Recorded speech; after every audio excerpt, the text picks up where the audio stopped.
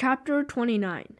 After 2 more springs had gone, on a morning of white clouds and calm seas, the ship came back. At dawn, I saw it from the headland, far out on the horizon. When the sun was overhead, it lay anchored in Coral Cove. Until the sun went down, I watched from the headland while the men made a camp on the shore and built a fire. Then I went to my house. All night I did not sleep, thinking of the man who once had called to me. I had thought of his voice calling for a long time, since the night of the storm, when the ship had sailed away. Every day during those 2 springs and 2 summers, I'd gone to the headland and watched, always at dawn and again at dusk. In the morning, I smelled smoke from their fire. I went down to the ravine and bathed in the spring and put on my otter cape and my cormorant shirt. I put on the necklace of black stones and the black earrings. With blue clay, and I made the mark of our tribe across my nose. Then I did something that made me smile at myself. I did what my older sister Ulep had done when she left the island of the Blue Dolphins. Below the mark of our tribe, I carefully made the sign, which meant that I was still unmarried. I was no longer a girl, yet I made it anyway, using the blue clay and some white clay for the dots. I went back to the house, then, and built a fire, and cooked food for Rantuaro and me. I was not hungry, and he ate my food and his too. "We are going away," I said to him, "away from our island." But he only put his head to one side, as his father has done, and when I said no more, he trotted out to a sunny place and lay down and fell asleep. Now that the white men had come back, I could not think of what I would do when I went across the sea, or see my people who had been gone so long. Nor, thinking of the past, of the many summers and winters and springs that had gone, could I see each of them. They were all one, a tight feeling in my breast, and nothing more. The morning was full of sun. The wind smelled of the sea, and the things that lived in it.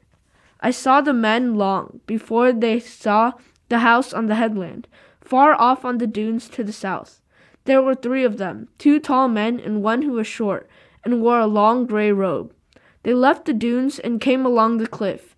Then, seeing the smoke from the fire which I kept burning, they followed it, and at last reached my house. I crawled under the fence and stood facing them. The man in the gray robe had a string of beads around his neck, and at the end of it was an ornament of polished wood. He raised his hand and made a motion toward me, which was the shape of the ornament he wore. Then one of the 2 men who stood behind him spoke to me. His words made the strangest sounds I've ever heard. At first, I wanted to laugh, but I bit my tongue. I shook my head and smiled at him. He spoke again, slowly this time, and through his words sounded the same as before and meant nothing to me. They now seemed sweet. They were the sound of a human's voice. There is no sound like this in all the world. The man lifted his hand and pointed toward the cove and made a picture in the air of what could have been a ship. To this I nodded, and myself pointed to the 3 baskets I had placed by the fire, making a gesture of them taking with me to the ship. Also, the cage in which I had put my 2 young birds. There were many gestures before we left, though the 2 men spoke among themselves. They liked my necklace, the cape, and the cormorant shirt that shone in the sun. But when we got to the beach, where the camp was, the first thing the man who spoke the most did was to tell the other men to make me a dress. I knew this was what he said, because one of them stood in front of me and held up a string from my neck to my feet and across my shoulders. The dress was blue. It was made from 2 trousers, just like those the white men were wearing. The trousers were cut up into pieces, and then one of the men sat down on the rock and put them together again with the white string. He had a long nose, which looked like the needle he used. He sat all afternoon on the rock, and the needle went back and forth, in and out, flashing in the sun. From time to time, he would hold up the dress and nod his head as if he were pleased. I nodded if I was pleased too, but I was not. He wanted to wear my cormorant shirt and my otter cape, which were much more beautiful than the thing he was making. The dress reached from my throat to my feet, and I did not like that, either the color of it or the way it scratched. It was also hot. But I smiled and put my cormorant shirt away in one of the baskets to wear when I got across the sea, sometime when the men were not around. The ship stayed in Coral Cove 9 days. It had come for otter, but the otter had gone. Some must have been left, after all, who remembered the lutes, for on that morning there were none to be seen. I knew where they had gone. They had gone to Tall Rock, but when the men showed me the weapons they had brought to kill the otter, I shook my head and acted as though I did not understand.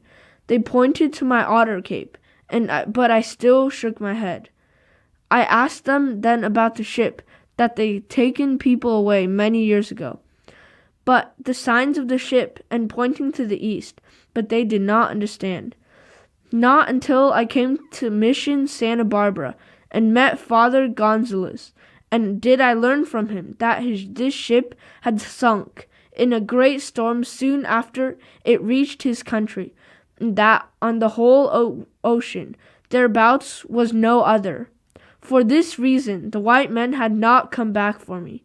On the 10th day we sailed. It was a morning of blue skies and no wind. We went straight towards the sun. For a long time I stood and looked back at the island of the Blue Dolphins. The last thing I saw of it was the high headland. I thought of Rontu lying there beneath the stones of my colors, and of Juana Maria, wherever she was, and the little red fox that would scratch in vain at my fence, and my canoe hidden in the cave, and of all the happy days. Dolphins rose out of the sea and swam before the ship. They swam for many leagues in the morning through the bright water, weaving their foamy patterns. The little birds were chirping in their cages, and Rontu Aru sat beside me. This is the end of chapter 29.